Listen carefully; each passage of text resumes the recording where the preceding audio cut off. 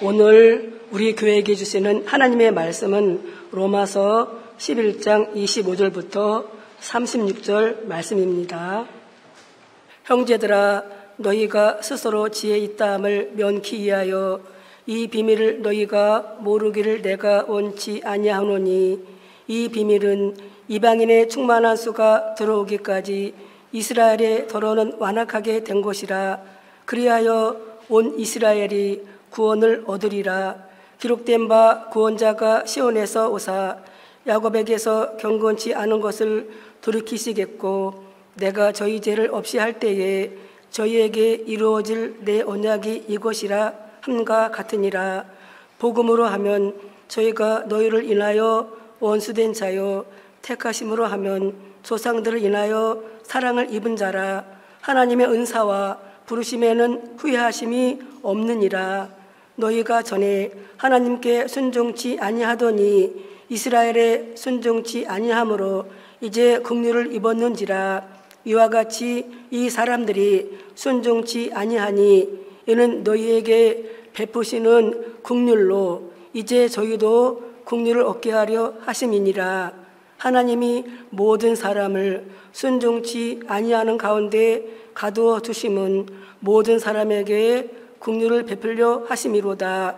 깊도다 하나님의 지혜와 지식의 부유함이요, 그의 판단은 측량치 못할 것이며 그의 길은 찾지 못할 것이로다.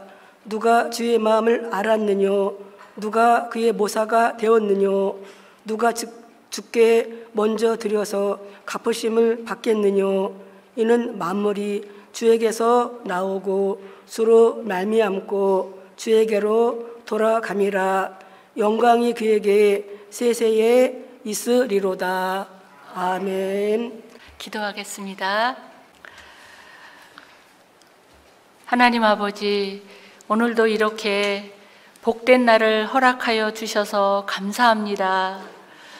저희들이 이렇게 마음껏 찬양하고 기도하고 이렇게 생명의 떡을 먹는 이런 귀한 날을 저희들에게 허락하심도 너무나도 감사드립니다.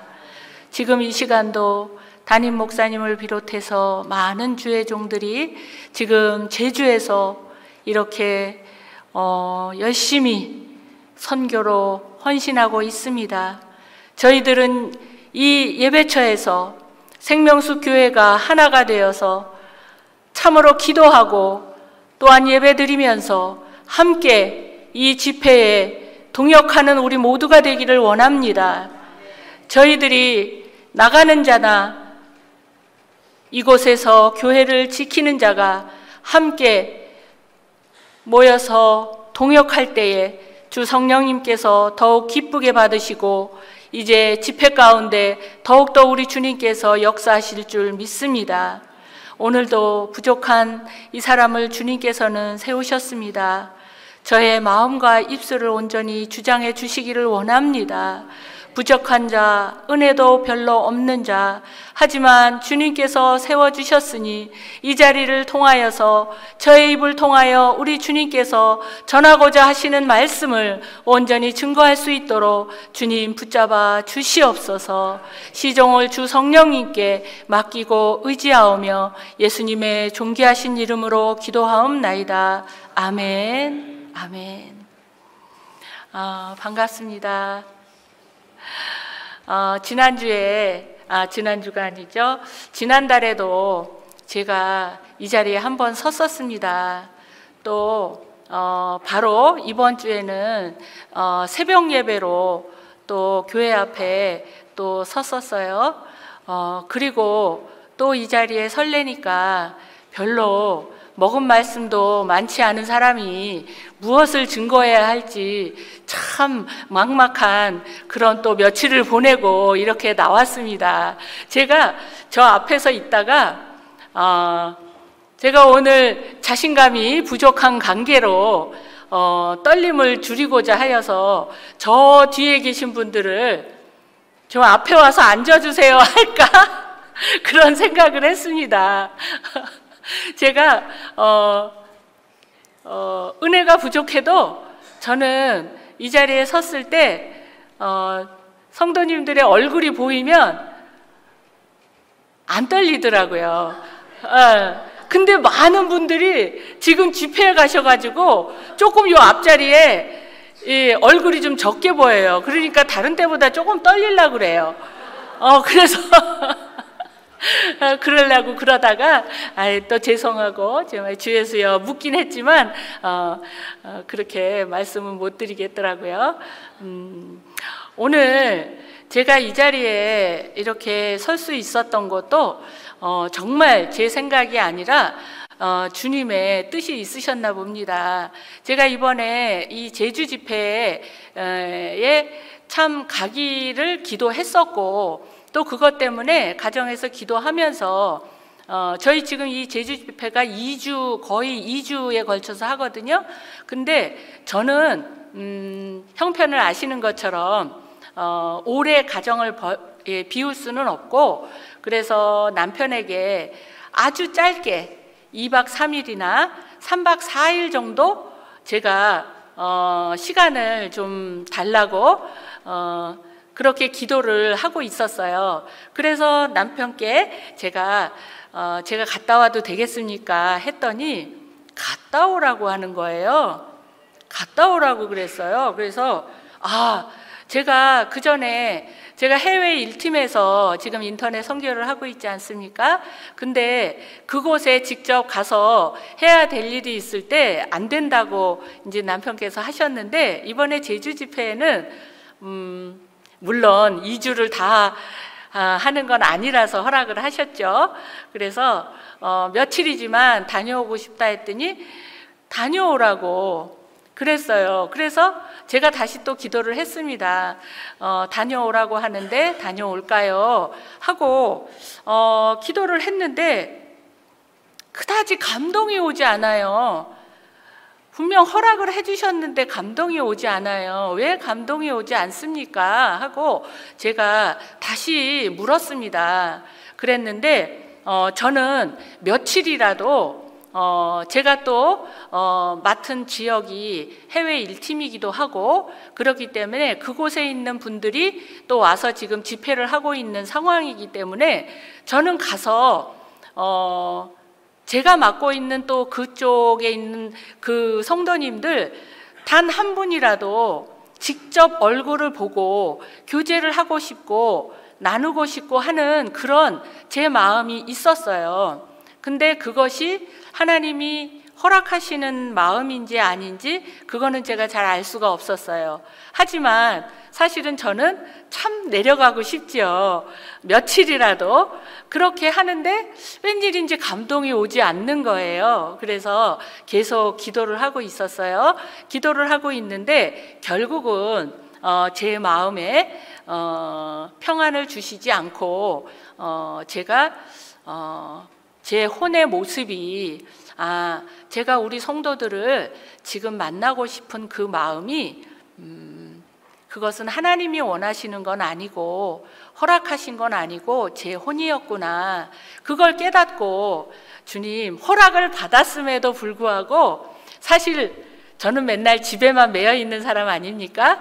놀러 가는 쉰자꾸라도 비행기라도 한번 타고 왔다 갔다 하고 싶을 텐데 제가 자기를 부인하고 제가 이번 집회는 내려가지 않겠습니다.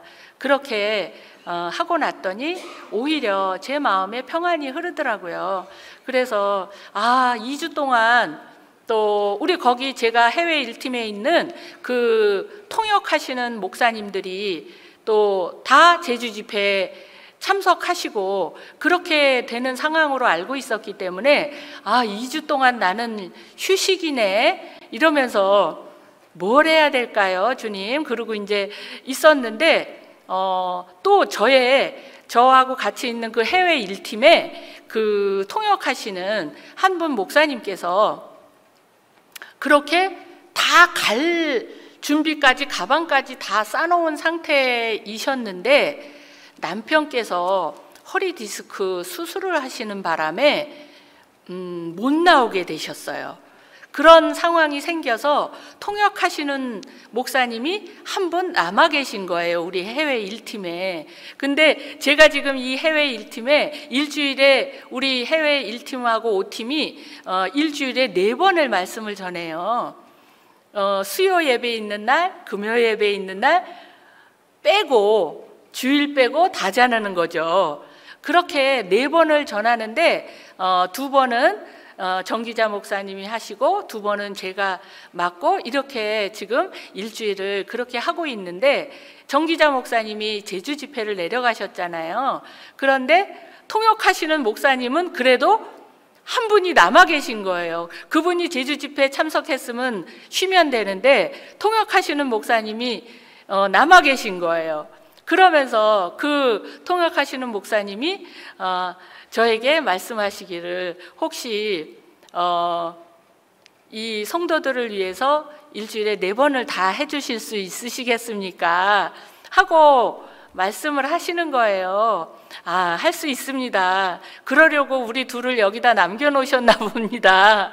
참 사모하는 식구들이라 매일 저녁을, 나머지 있는 한 주에서 나머지 3일은 교회에서 예배 드리는 날이고, 가정에 있는 매일 저녁을 말씀을 듣는데 할애할 정도로 그렇게 사모하는 식구들이거든요. 근데 그 식구들이 2주를 쉬어야 되는 상황이었거든요. 근데 그렇게 통역하시는 분 한 분 남고 또 제가 남고, 그러면서 지금 매일매일 그렇게 쉬지 않고 그 통역하시는 분과 말씀을 전하면서 우리 그 해외 1팀과 5팀에 있는 그 식구들이 공백 없이, 이 제주 집회로 인해서 공백 없이 또 말씀을 먹을 수 있는 시간을 또 허락해 주셨습니다. 이것을 보면서 정말 제가 다시 한번 또 그런 마음을 느껴요. 우리의 생각이라는 게 얼마나 정말 가치가 없고 아무 쓸모가 없는지 다시 한번 또 느끼게 됩니다. 그 전에 이렇게 할까 저렇게 할까 어마어마한 그 많은 생각이 있었는데, 주님께서는 묻는 사람에게 제주 집회도 제주 집회대로 지금 열심히 성황리에 생명의 복음이 증거가 되고 있고, 또 말씀을 먹고 싶어서 그렇게 애타는 남아있는 오지 못하는 식구들에게도 공백 없이 말씀을 먹을 수 있도록 해주신 것, 정말 주님께 너무나도 감사를 드립니다. 예, 우리 이번에 제가 말씀을 달라고 했을 때 저에게 이 로마서 11장의 말씀을 감동을 주셨어요. 이 로마서 11장의 말씀을 저는 오늘 뭐 교리를 전하거나 말씀을 풀어서 열심히 증거하는 그런 시간은 아닙니다. 이 속에서 저는 정말 하나님이 이 로마서 11장을 통해서 우리에게 주시는 메시지가 모든 것이 하나님께 있다 하는 것이 주제인 만큼 저는 다른 어떤 지식의 말씀이 아니라 정말 모든 것이 하나님께 있음을 오늘 서로 나누는 그런 시간이 되기를 원합니다. 로마서 이 11장은 11장까지 오기 전에 로마서는 사도 바울이 아시는 것처럼 우리들에게 생명의 복음을 전하기 위해서 생명으로 오시는 그리스도에 대해서 전하고 있는 그런 서신서지요. 이 서신서가 전해지면서 8장까지 우리에게 어떻게 생명을 얻을 수 있는지 정말 보석과 같은 이런 생명의 말씀을 주셨어요. 이렇게 생명을 얻는 이 말씀을 사도 바울은 전했는데, 전하고 나니까 이 말씀을 못 받는 자신의 동족 이스라엘을 향한 너무나도 아픈 마음이 있었던 거예요. 그 아픈 마음을 우리는 이렇게 지금 성도들한테, 로마 교회 성도들한테도 그렇고 우리들한테도 그렇고 이 생명의 복음을 주셨는데, 이스라엘은 그거를 받지 못하고 있었으니까 사도 바울이 얼마나 마음이 아팠겠어요. 그 아픈 마음을 로마서 9장부터 11장까지 걸쳐서 이제 3장에 걸쳐서 이 말씀을 전하고 있는 거죠. 그런데 이 마지막 11장에 와서 사도 바울은 이스라엘에게나 우리 이방인에게나 하나님은 모두 구원을 허락하셨다. 이걸 전하면서 그 아픈 마음을 달래고 있었습니다. 또한 구원을 잃어버린 것 같은 이스라엘에게도 너희들에게도 구원이 있다. 또 이방인에게도 정말 하나님께 불순종했던 이방인에게도 너희에게도 구원이 있다. 그것이 모두 하나님의 우리를 향하신 긍휼하심 때문에 우리가 그 구원을 얻은 것이다. 이렇게 우리 로마서 11장을 통해서 우리에게 말씀해 주고 있습니다. 우리 로마서 11장을 한번 보겠습니다. 로마서 11장 우리 11절 함께 합독해 보시겠습니다. 시작. 그러므로 내가 말하노니 저희가 넘어지기까지 실족하였느뇨. 그럴 수 없느니라. 저희의 넘어짐으로 구원이 이방인에게 이르러 이스라엘로 시기나게 함이니라. 아멘. 이스라엘에 예수님께서 오신 이후에 참 많은 시간이 지금 흘렀습니다. 그런데 이스라엘은 지금까지도 넘어져서 그런 상태로 이렇게 실족한 상태로 이렇게 있지요. 그런데 그 시간이 지금 벌써 2000년이 훨씬 넘었습니다. 그렇죠? 이 시기가 바로 우리에게는 교회 시대고 다시 이스라엘에게 구원이 돌아가려면 주님이 재림에 오시는 그때에서야 이스라엘에게 구원이 다시 허락되게 된다는 것을 우리는 말씀을 통해서 알고 있죠. 그런데 이렇게 이스라엘을 넘어지게 한 이유가 무엇입니까? 우리 이방인이 구원을 얻게 하기 위해서 그렇게 이스라엘은 넘어질 수밖에 없었다라고 말씀이 되어 있죠. 우리에게 구원이 왔는데 이스라엘은 이렇게 오랫동안 넘어져 있습니다. 지금 그러면서 이스라엘은 하나님이 자기의 하나님이었어요. 자기들만의 하나님이었죠. 자기들은 선민이었고 하나님은 내 하나님이다. 이런 민족이었는데 그 하나님을 이방인이 찬양하고 예배하고 경배합니다. 이런 모습을 보면서 지금도 이스라엘은 너무나도 시기가 날 것입니다. 왜 질투가 나지 않겠습니까? 아직도 예수를 메시아로 인정하지 않고 거부하지만 하나님을 경배하는 이 지금 우리들이 얼마나 세민하고 질투가 나겠습니까? 그렇지만 그것 또한 주님께서 허락하신 것이라는 걸 우리는 알고 있습니다. 우리 다음 12절 한번 읽어보겠습니다. 합독하시겠습니다. 저희의 넘어짐이 세상의 부요함이 되며 저희의 실패가 이방인의 부요함이 되거든 하물며 저희의 충만함이리요. 이스라엘이 넘어짐으로 세상이 부요하게 되었습니다. 그들만 갖고 있던 하나님의 말씀이 세상 가운데 다 전파되게 되었죠. 또 그들이 실패함으로 통해서 우리 이방인이 정말 하나님의 말씀으로 부여하고 풍성한 자가 될 수 있도록 해주셨습니다. 그런데 우리만 이렇게 부여함을 받고 풍성함을 받는 것이 아니라 다시 이스라엘에게 풍성함을 주시고 충만함을 얻는 이스라엘의 구원도 있으시다는 것을 말씀으로 남겨놓으셨어요. 우리가 지금 이 11장에서 계속해서 보면 이렇게 이스라엘이 넘어지면서 이방인이 구원받은 것을 계속해서 말씀하고 있죠. 성경 이 11장을 잠시 보셔요. 성경을 이렇게 보시면 17절부터는 우리가 익히 아는 돌 감람나무와 참 감람나무의 비유가 있습니다. 이 비유는 너무나도 잘 알고 있죠. 우리는 돌 감람나무였습니다. 이스라엘은 참 감람나무로 뿌리로부터 진액을 직접 공급받고 있던 자였어요. 그런데 우리는 정말 돌 감람나무처럼 정말 맺어도 쓴 열매밖에 맺을 수 없는 그런 존재들이었어요. 그렇죠? 그런데도 불구하고 이스라엘의 넘어짐을 통해서 우리가 이 구원을 얻었죠. 그런데 우리가 이렇게 구원을 얻은 것을 정말 이스라엘을 쟤네들은 말 참 안 들어 이러면서 우리가 이스라엘을 판단하고 정죄할 수 있습니까? 아니죠. 아닙니다.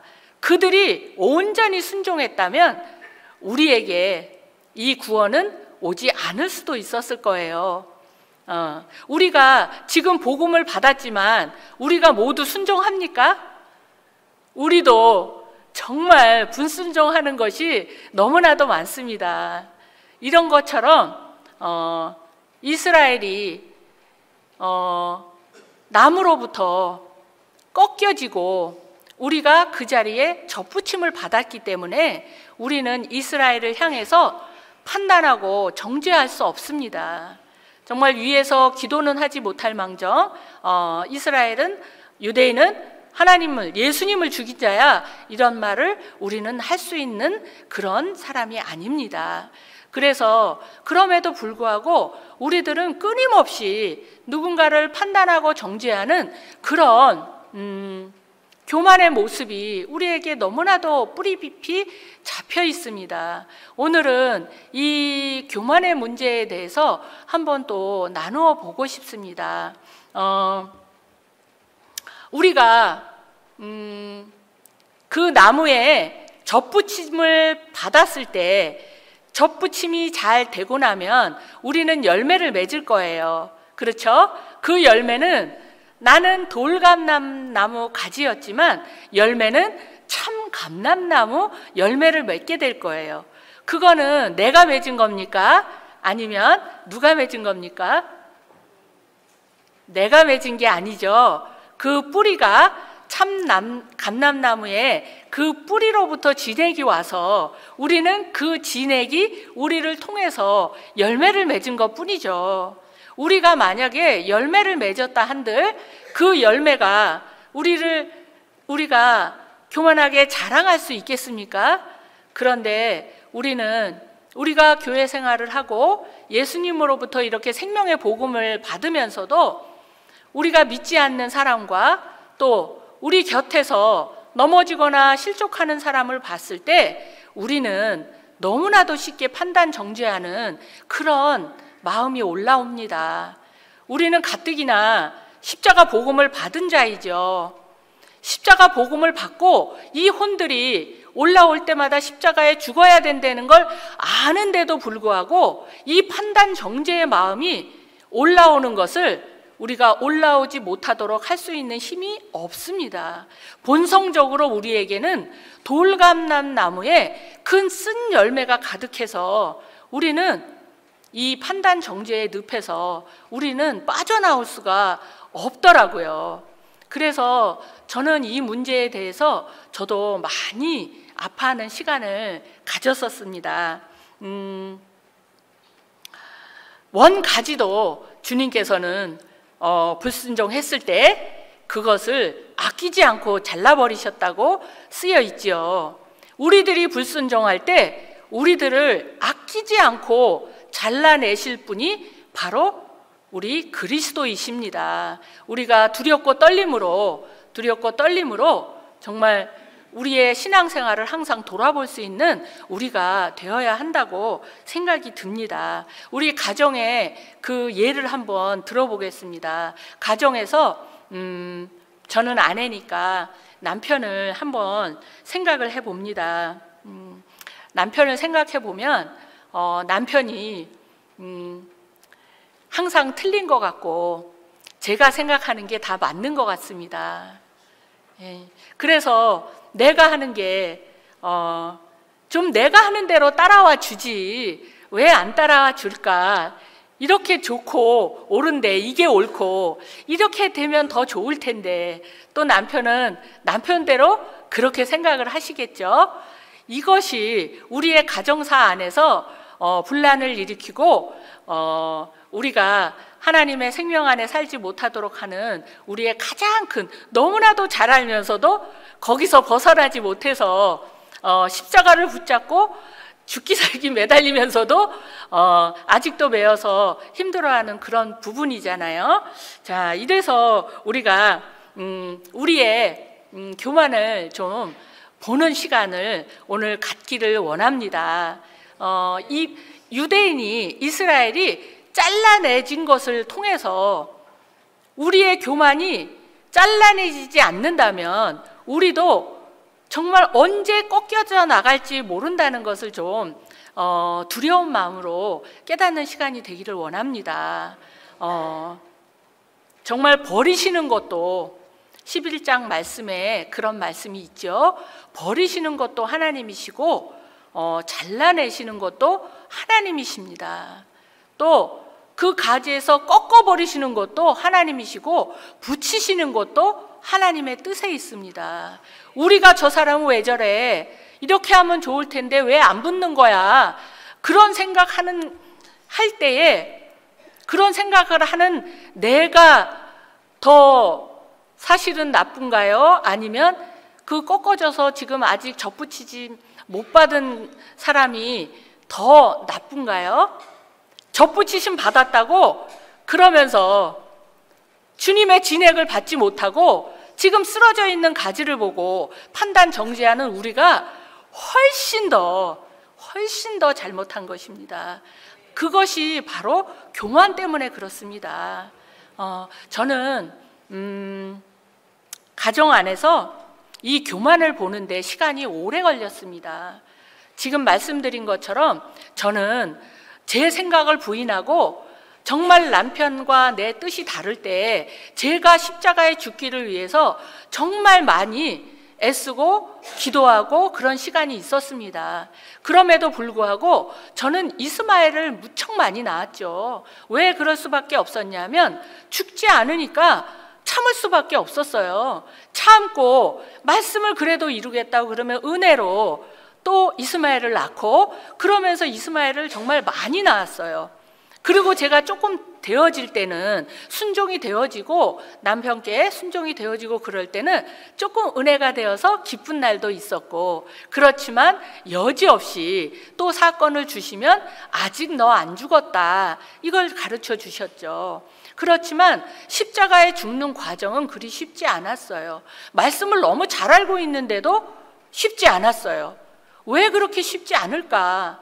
나는 정말 십자가에 죽고 싶은데 근데 제 혼이 거듭나지 않으면 십자가에 죽을 수가 없더라고요.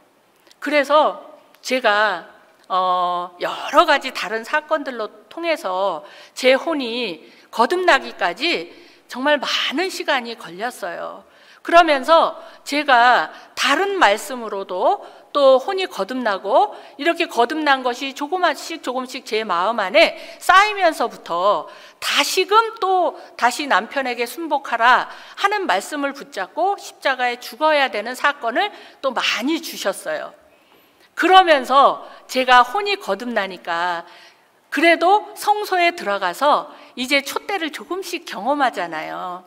조금씩 경험하고 나니까 이제 제가 보이는 거예요. 제가.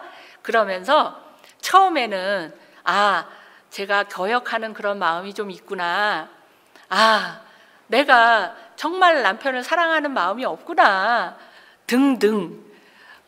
이 촛대에 초가 하나, 둘, 셋 이렇게 켜지면서 제가 조금씩 혼이 거듭나면서 정말 남편께 순종하는 이 말씀을 정말 순종해서 먹기를 원한다고 그렇게 하고 있는 동안 제 속에 왜 십자가에 죽지 못하는지, 그 죽지 못하게 하는 혼의 모습을 여러 가지 보여주셨어요. 그러면서 내 고집이 있지, 내 혈기가 있지, 또 나는 이렇게 순복하고 그러지를 못해, 이렇게 거역할 수가, 내 생각을 이렇게 주장하고 싶나 등등 여러 가지 내 속에서 십자가에 죽지 못하게 하는 그런 혼들을 많이 보여주셔서 십자가에 죽는 삶을 살게 되었습니다. 그래서 정말 많이 십자가에 죽었어요. 그래서 옛날에 한번 우리 말씀 전할 때 그런 적이 있었어요. 남편께 그래도 이제 거의 순복한다 하는 사람 손 들어보세요. 그때 많이 죽었던 시기였어요. 그래서 제가 손을 번쩍 들었습니다. 그랬더니 목사님께서 한 명밖에 없어? 그러시는 거예요. 그래서 제가 얼마나 깜짝 놀랐는지, 주 예수여, 제가 아직 못 죽은 게 남은 게 분명합니다. 제가 아마도 다른 분들이 조금 들어주셨으면 제가 나 많이 죽었어 이랬을 텐데, 한 명밖에 없어 할 때 그 놀란 마음이, 제가 너의 착각이야, 그 한 명밖에 없어 하는 그 말씀이 저한테 너 지금 착각인 거 알지? 그렇게 들렸습니다. 이렇게 많이 십자가에 죽은 줄 알았는데 나중에 보니까 어마어마한 게 하나 남아 있었던 거예요. 그게 바로 교만이었습니다. 그것도 나는 십자가의 복음에서 십자가에 죽는 삶을 살고 있는 사람이다 라는 교만이었어요. 이게 무슨 말도 안 되는 소리입니까? 그러니까 내가 우리 모두가 이 생명의 복음을 받으면 이 교만을 주의해야 된다고 저는 생각이 듭니다. 이 생명의 복음을 받고 십자가에 죽는 삶을 살잖아요. 그러면 조금 이 복음을 모르는 자보다 내가 조금 괜찮게 십자가에 죽는 성도로 착각을 하게 됩니다. 근데 그것을 저는 남편을 통해서 그것을 보게 되었습니다. 제가 남편에게서 십자가에 죽으면서도 꺼림칙하게 제 마음 안에 온전히 죽어지지 못한 게 무엇인가 봤더니 제가 알고 있는 이 생명의 복음으로 십자가 삶을 살고 있는 내가 그래도 아무리 십자가에 죽어도 저는 몰랐어요. 그래도 내가 조금 낫다. 이게 느끼지도 못할 만큼 제 밑바닥에 있었습니다. 저는 이것을 보고 정말 이 사단의 가장 큰 속성이 교만이구나. 이 교만이구나. 교만이 어디에 숨어서 지금 내가 교만한지도 모르고 살게 하는지, 저는 이것을 보게 하신 주님 앞에 감사를 드릴 수밖에 없습니다. 정말 우리가 이 생명의 복음을 받고 십자가에 죽는다고 할지라도 내가 죽고 있다고 생각한다면 그것은 교만입니다. 주님께서 우리를 죽게 해주시는 것뿐이지, 우리가 십자가에 죽었다라고 생각하는 게 있다면 그것 또한 교만입니다. 저는 이것을 오늘 우리가 꼭 마음에 받을 수 있기를 원합니다. 아멘. 그리고 이제 그 다음에 우리 25절 한번 보겠습니다. 25절 함께 합독하시겠습니다. 형제들아, 너희가 스스로 지혜 있다 함을 면키 위하여 이 비밀을 너희가 모르기를 내가 원치 아니하노니, 이 비밀은 이방인의 충만한 수가 들어오기까지 이스라엘의 더러는 완악하게 된 것이라. 아멘. 이스라엘이 완악해져서 우리 이방인이 구원을 얻게 되었죠. 그래서 언제까지 이스라엘이 완악하게 되겠습니까? 주님이 재림에 오실 때까지 완악한 상태로 있죠. 그러면 그때가 언제예요? 우리 이방인의 충만한 수가 들어오기까지 이스라엘은 완악하게 돼 있을 거예요. 우리들 때문에 그렇습니다. 그런데 이 이방인의 충만한 수라는 것은 우리가 계시록을 배워서 알지만 천열매 14만 4천이 얻어지는 그때가 바로 이방인의 충만한 수가 들어오는 시기가 되는 것이죠. 그래서 그리스도와 그리스도의 몸인 교회가 하나가 되어서 그리스도의 몸이 완성되는 것이죠. 그렇게 우리가 이방인의 충만한 수로 완성이 되었을 때 이제 이 우리에게 주셨던 구원이 다시 이스라엘에게 돌아갈 수 있는 그런 시기가 된다는 것입니다. 그런데 우리가 아까도 한번 얘기했지만 우리가 정말 순종을 많이 했습니까? 그렇지 못하잖아요. 이렇게 복음을, 그것도 생명의 복음을 알고 있으면서도 우리의 불순종의 모습은 너무나도 분량이 많습니다. 그리고 우리는 원래 아까 뭐였어요? 돌감람나무였잖아요. 원래 불순종한데도 불구하고 우리는 긍휼을 입어서 주님한테 구원을 받은 자들입니다. 그렇죠? 그런데 우리가 만약에 순종을 다 해서 14만 4천이 일찍 얻어지고 주님의 뜻이 일찍 이루어졌다면 이스라엘이 2000년이 넘는 이 시간 동안 기다려야 되겠습니까? 이스라엘이 지금 이렇게 완악한 상태로, 생명이 없는 상태로 이렇게 있었던 것은 바로 누구 때문에 그렇습니까? 우리 때문에 그렇습니다. 우리 때문에. 우리의 불순종이 이 충만한 수가 얼른 채워지지 않아서 이스라엘은 2000년도 넘는 이런 시기 동안 이렇게 구원을 다시 얻지 못하고 하나님의 긍휼을 얻지 못한 상태로 있게 된 것이죠. 그렇게 됐습니다. 그렇기 때문에 우리가 내게 주신 삶 속에서 아직도 어둠이 많이 있을 것입니다. 가정 안에 온전히 회복되지 못한 그런 것들이 많이 있잖아요. 그런데 이 끝이 어딥니까? 내가 지금도 남편의 불순종 때문에 내가 마음 놓고 신앙생활을 할 수 없습니다. 주님을 예배할 수 없습니다. 내가 남편과 이렇게 하나가 되지 못하고 이렇게 서로 지금 어려움이 있고 또 자녀를 봐도 자녀와 이렇게 아직도 하나가 되지 못하고 이렇게 돼서 이 끝이 어딥니까? 이 어둠의 끝이 어딥니까? 또 내 자신을 돌아봐도 나의 어둠의 끝은 어딥니까? 내 불순종은 언제 끝날 수 있는 것입니까? 나는 언제 십자가에 죽을 수 있는 것입니까? 이러면서 그 끝을 바라보면서 그렇게 우리는 기도를 많이 하고 있을 것입니다.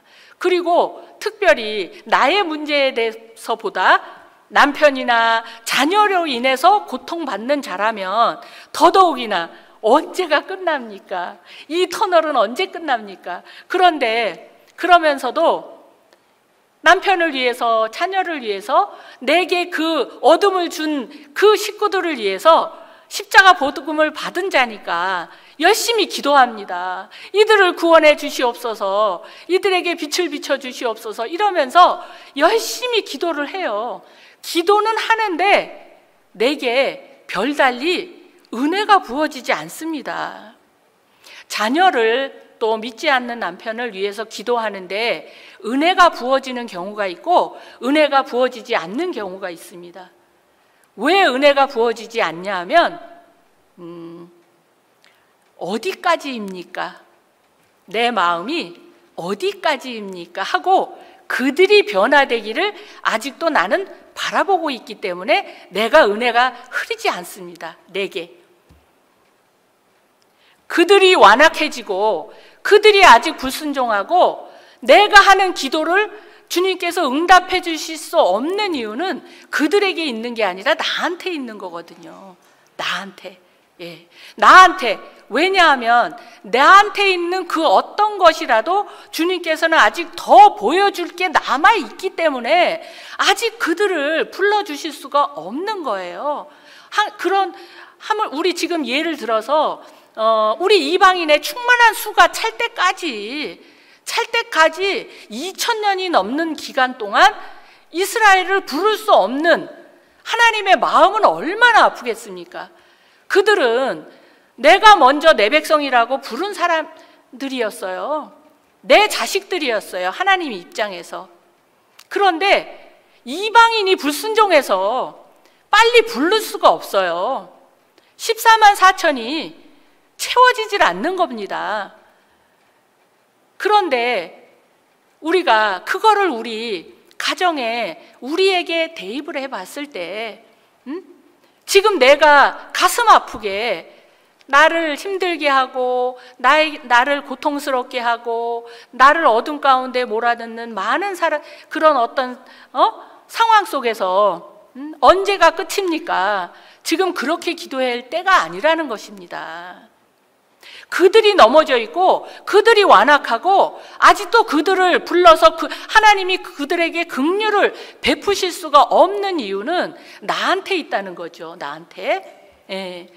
그런데 내가 무엇 때문에 그런지 지금 그들을 구원해 주시옵소서 할 게 아니라 내가 지금 그들의 구원을 방해하고 있다는 것을 가슴 아프게 통곡하며 내 이 거듭나지 못한 혼을 보여달라고 기도해야 한다는 것입니다. 하나님의 긍휼하심은 어느 누구에게도 동일하십니다. 내가 그들이 받을 긍휼을 방해하고 있다는 그것을 아픈 마음으로 깨달아야 돼요. 정말 아픈 마음으로 깨달아야 돼요. 제가 그것을 깨닫고 나서 아픈 마음으로 깨달았을 때 저에게 보여주신 마지막, 또 있을지 모르겠어요. 마지막이라는 것은 좀 그러고 제가 가장 크게 아프게 느꼈던 것이 제 손으로는 건드릴 수도 없는 이 본성적인 교만 때문에 아직도 내 곁에 있는 식구들에게 주님께서는 긍휼을 베풀지 못하시고 구원을 베푸실 수 없는 거구나. 저는 그것 때문에 정말 너무 많이 마음이 아팠습니다. 정말 가슴이 찢어지도록 그들을 위해서 기도할 때는 그렇게 아프지 않았습니다. 내가 자랑스러웠습니다. 누군가를 위해서, 누군가의 영혼을 위해서 구원하는 내가 자랑스러울 때도 있었습니다. 그런데 나 때문에 하나님이 기다리고 계신다는 걸 알았을 때 제 속에 있는 이 교만을 보고 저는 가슴을 칼로 자르듯이 아픈 통곡으로 기도할 수밖에 없었습니다. 하지만 아직도 저도 그렇게 기도하지만 아직도 저도 기다리고 있습니다. 지금 하나님도 기다리고 계셔요. 아직도 기다리시잖아요.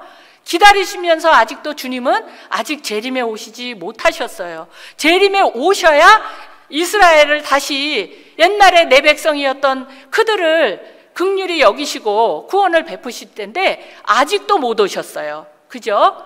그러면 그것이 무슨 얘기입니까? 내가 아직 불순종하는 게 있다는 것입니다. 내 가정사 일뿐만이 아니라 교회적으로 봤을 때도 그렇고 하나님의 경륜으로 봐도 그렇고 아직도 내가 불순종하고 있고 내 속에 있는 교만으로 똘똘 뭉쳐있는 걸 아직 못 보고 있다는 것입니다. 우리 다음 말씀 보겠습니다. 다음 말씀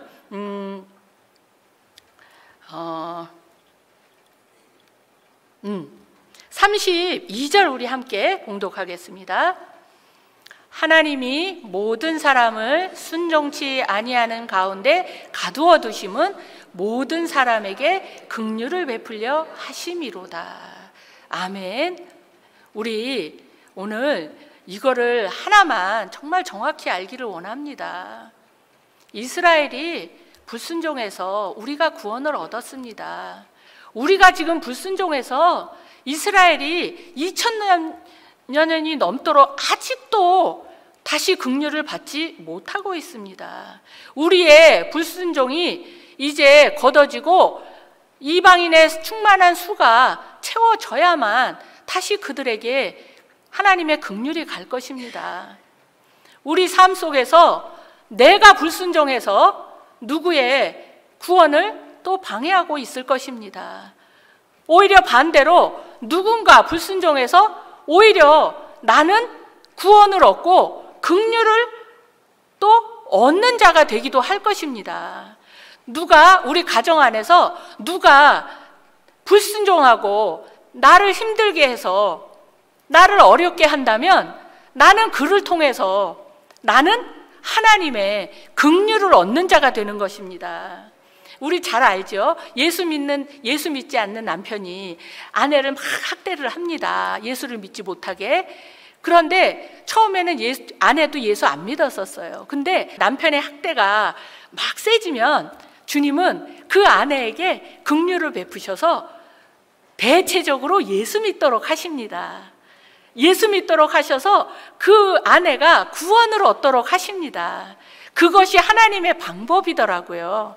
그런데 만약에 그 아내가 구원을 얻었습니다. 그래서 자신은 하나님께 가서 예배드리고 위로받고 그리고 은혜도 받고 막 이러고 살고 있습니다. 집에 오면 또 학대를 받아도 주님의 은혜 안에 그렇게 있습니다. 그러고 있는데 그 아내가 마음속으로 남편을 어떻게 두 가지로 바라볼 수 있겠죠. 내가 저 사람 때문에 내가 구원을 얻었구나. 내가 저 영혼을 위해서 정말 기도할 나에게 책임이 있구나. 이런 믿음이 성장한 아내가 있을 수 있고, 또 한편으로는 내 저 왼수 때문에 내가 교회만 갔다 오면 집에 와서는 참았다가 교회 가서 위로받고 옵니다. 집에 와서는 저 왼수 이렇게 하면서 내가 그 사람 때문에 하나님의 긍휼을 얻어서 구원을 받았는데 남편을 내가 판단하고 정죄하면 어떻게 되겠습니까? 하나님께서 그 아내에게 주셨던 그 긍휼을 걷어가십니다. 걷어가십니다. 그 아내의 영적 성장은 일어날 수가 없는 거죠. 긍휼을 받지 못해요. 그러니까 지금 무엇을 말합니까? 잘한 사람이나 잘못한 사람이나 누가 잘했든 잘못했든 우리는 어떤 판단 정죄의 입술도 우리는 할 자격이 없다는 것을 말씀하고 있습니다. 우리는 오직 어떤 상황에 있을지라도 오직 하나님의 긍휼하심만 구해야 하는 존재라는 것을 우리는 깨닫기 원합니다. 우리 33절부터는 이제 이렇게 우리 모두에게 하나님은 순종하는 자나 불순종하는 자나 정말 우리 모두에게 이렇게 긍휼을 베풀어 주시는 자이라는 것을 우리는 말씀을 통해서 이렇게 봤잖아요. 그런데 이것을 진짜 깨달은 사람이 있고 깨닫지 못한 사람이 있을 것입니다. 깨닫지 못한 사람은 또 어떻게 행동합니까?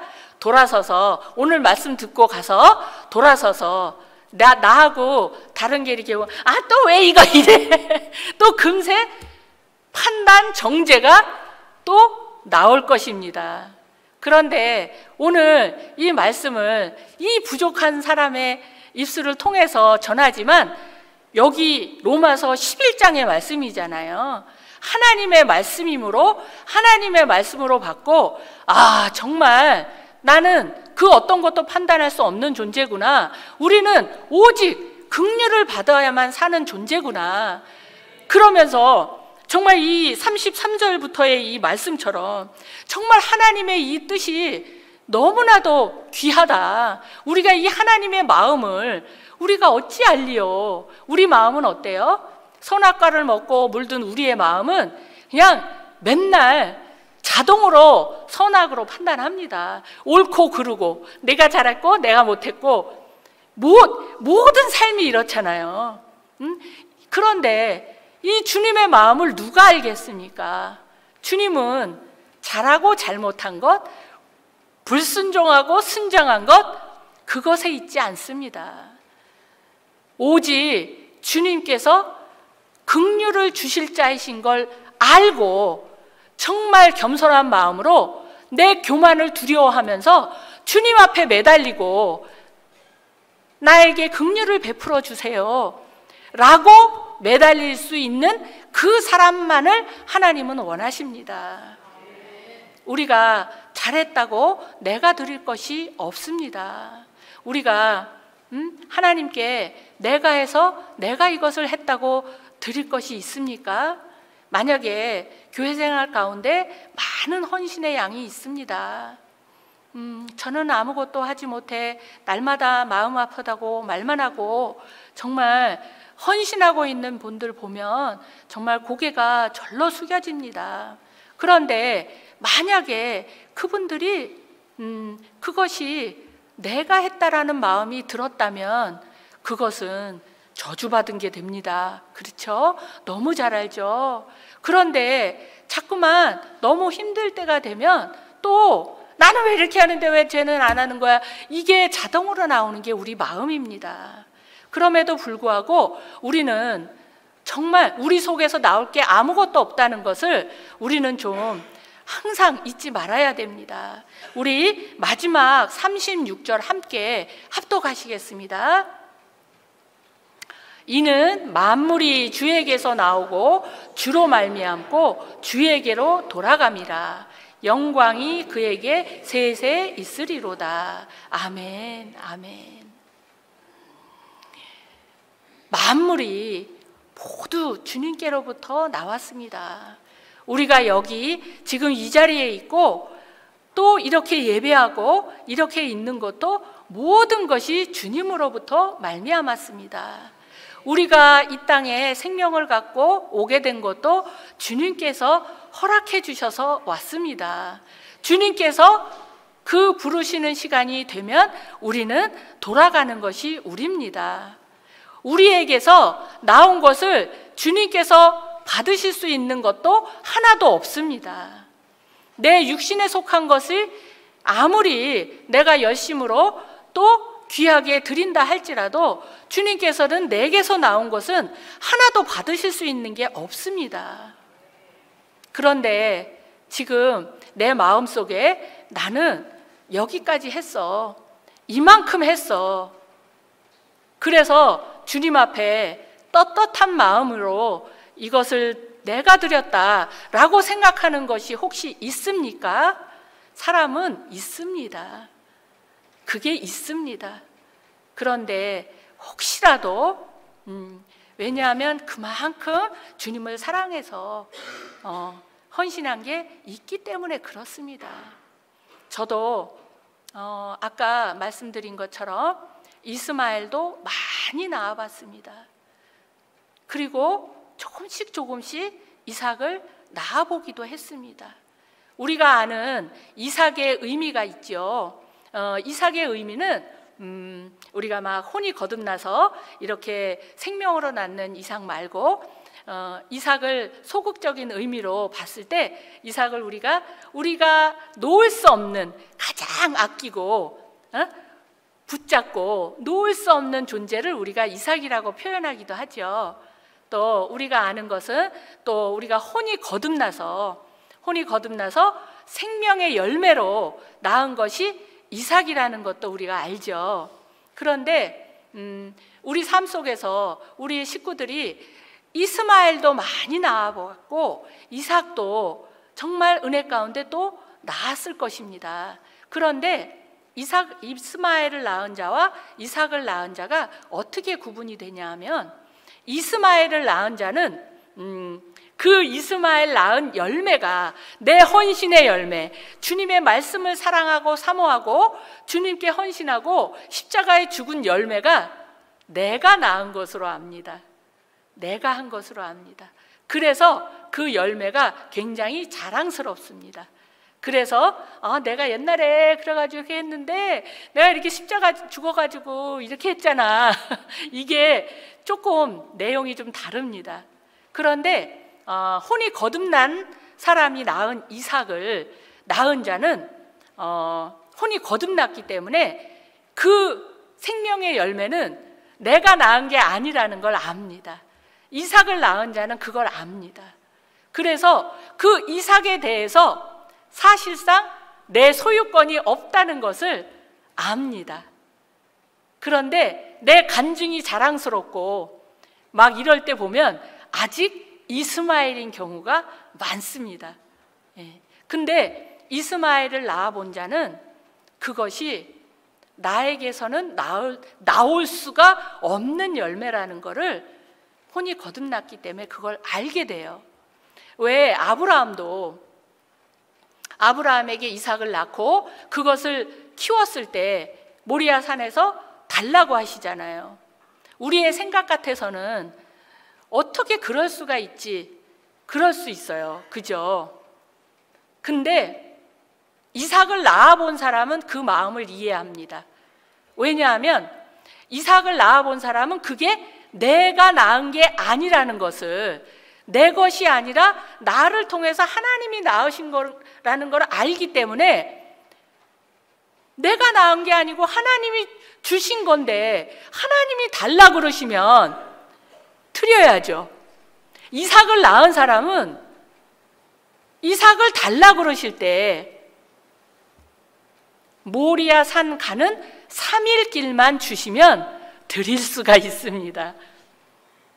그렇게 3일 길만 주님 앞에 기도할 시간을 주시면 이삭을 드릴 수가 있게 되어요. 그래서 그 생명의 열매를 모리아 산에서 드릴 때 부활 생명으로 다시 돌려받게 되지 않습니까? 그래서 우리가 삶 속에서 내가 이스마엘을 낳은 자인지 이삭을 낳은 게 있는지 그거를 알 수 있는 것은 그것을 드려보면 압니다. 다시 드려보면 그것을 알게 돼요. 그런데 이 드림이라는 것이 너무나도 어렵습니다. 저는 이 드림에 대한 오래되고 끝나지 않은 아직도 진행 중인 간증이 있습니다. 저는 이 육체에 대한 간증입니다. 제가 몸이 많이 아프다고 그랬죠. 이 얘기 자꾸 하고 싶지 않습니다. 겉으로 멀쩡해 보이는 사람이 자꾸 아프다 그러니까 자꾸 얘기하기가 참 민망합니다. 그런데 제가 30대 때 한 35, 6살쯤 되었을 때 그때 저의 이 몸 상태가 진단을 했을 때 관절, 이 30대니까 그때는 젊잖아요. 근데 이 관절 상태가 70대, 80대 상태였습니다. 그래서 한 30대 후반쯤 됐을 때 제가 거의 앉아서 일어나지를 못해서 제가 안준뱅이가 되는 줄 알았어요.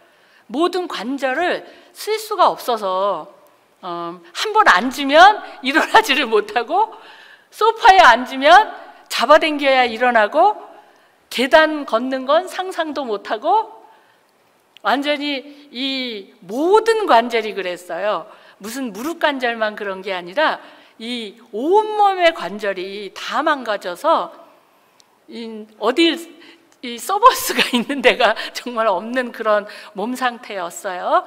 그래서 그 상태로 이렇게 살고 있는데 그때 제가 바깥들의 신앙이었습니다. 그때는 아직 우리 생명수 복음을 만나지 못할 때였죠. 제가 생명수 복음을 받은 게 40살이었어요. 그러니까 30대 후반이니까 아직 못 만났어요. 그랬는데 제가 그때 바깥들에 있었는데 삶이 워낙 고난이 심하다 보니까 은혜가 굉장히 충만했었습니다. 정말 날마다 눈물로 부러지고 살다 보니까 바깥들에서 외적 성령이 굉장히 충만했을 때였어요.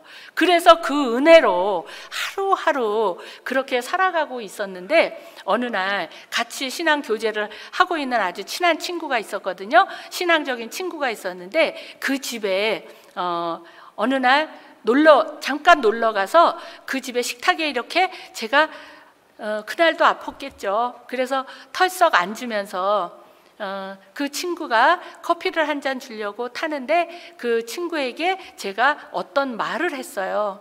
근데 그 말이 제가 벌써 그때가 한 6, 7세니까 30년이 다 돼갑니다. 예, 근데 잊어버려지지 않는 게 제가 거기 의자에 털썩 앉으면서 제 입으로 이런 말을 했습니다. 내가 이렇게 아프고 이렇게 살 수 없을 정도로 이렇게 아픈 거는 주님이 내게 몸의 구원을 주시려고 그러시는 거야. 제가 그런 말을 했습니다. 몸의 구원이 뭔지 알기나 했겠습니까? 육신이 뭔지 몸이 뭔지도 아무것도 모르는 사람이 제가 잊어버려지질 않아요. 그때 영이 뭔지 혼이 뭔지 몸이 뭔지 이런 것도 구별하지도 못하는 상태인데 그때 제가 그 말을 할 때 내가 어떤 마음으로 한 거냐면 몸의 구원이 최종 구원의 완성지다라는 감동을 가지고 그 말을 하게 된 거예요. 내가 주님이 몸의 구원을 주시기 위해서 이러시는 거야. 그러면서 그거를 당연한 것으로 믿음으로 받으면서 제가 입술로 고백한 적이 있었습니다. 그 이후로 이 몸을 통해서 저는 참 많은 연단을 받았습니다. 이것은 지금도 진행 중이고 아직도 끝나지 않은 그런 간증입니다. 이번 주죠? 바로 요 지난주 주일날 제가 새벽 예배를 했죠. 새벽 예배 잠깐 서서 예배 드리고 그리고 일주일 동안 이 허리가 망가져가지고 이렇게 한 자세로 가만히 있으면 제가 요거 끝나고 나면 바로 걷지를 못합니다. 몸을 풀어야 걷습니다. 근데 새벽 예배 드리고 일주일 동안 허리가 망가져가지고 그리고 어기적거리고 그러고 일주일을 사는데 또 여기 섰습니다. 그래도 이렇게 설 수 있는 것도 감사하고 그렇습니다. 그러면서 제가 오늘 마무리하고 싶은 말씀은 정말 모든 것이 주에게서 나오고 모든 것이 주에게로 돌아가기 때문에 우리의 삶에 그 어떤 그 고통을 주는 사건이나 어떤 그런 환경 속에서도 오직 하나님의 긍휼히 여기심만 붙잡고 우리 십자가에 죽는 삶을 살면서 저에게도 주셨지만 우리 생명수교회 식구 모두가 몸의 구원까지 다 성장해서 교회로 하나로 그리스도의 몸으로 건축되는 주님의 그 축복을 하나도 놓치지 않고 받는 우리 모두가 되기를 간절히 소망합니다. 오늘 부족하지만 이것으로 말씀 마치겠습니다. 감사합니다. 기도하시겠습니다.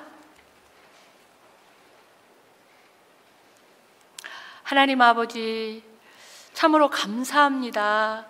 오늘 로마서 11장을 통해서 저희들의 삶에는 그 어떤 교만도 그 어떤 판단 정죄도 우리에게는 정말 있어서는 안 되는 것을 말씀을 통해서 다시금 빛을 받게 하심을 감사드립니다. 주님, 저희들은 어떤 불순종한 자도 또 어떤 순종한 자도 내가 잘했다, 네가 못했다 할 것이 아무것도 없는 그런 존재임을 다시 한번 깨닫게 됩니다. 오직 하나님의 긍휼히 여기심만을 정말 겸손하게 교만을 두려워하며 주님 앞에 어린아이와 같이 구하는 저희들 모두가 되기를 원합니다. 그리하여서 우리 주님께서 주시는 이 생명의 복음을 붙잡고 날마다 우리 안에 있는 더러운 혼이 십자가에 죽으면서 정말 이스마엘도 낳고 이삭도 낳고 그 이삭을 드리는 데까지 성장해서 몸의 구원을 이루고 또 주님과 함께 정말 그리스도의 몸으로 건축되는 우리 생명수교회 모두가 되기를 주님의 이름으로 간절히 소망합니다. 예수님의 존귀하신 이름으로 기도합니다. 아멘, 아멘.